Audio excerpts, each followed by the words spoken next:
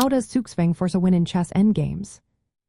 Imagine being in a situation where every move you make makes your position worse. That's what Zugzwang is in chess.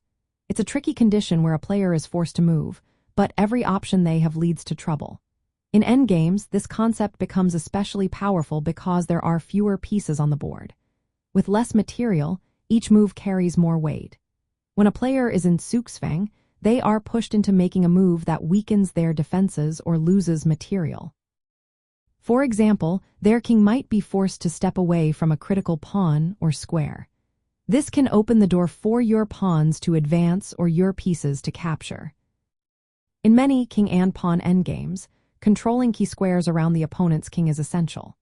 If you can position your king so that the enemy king has no safe moves, they are in Zugzwang.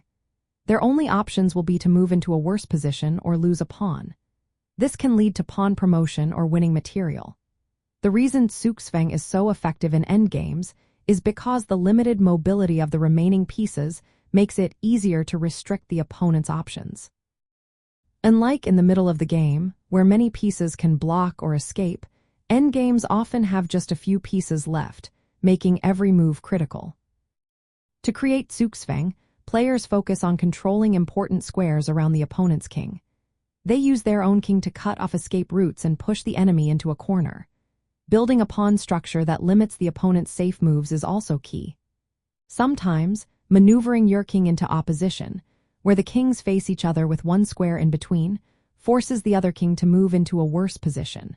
When the opponent has no good moves left, they are in Zugzwang. This situation often results in winning a pawn, capturing a key piece, or promoting a pawn to a queen.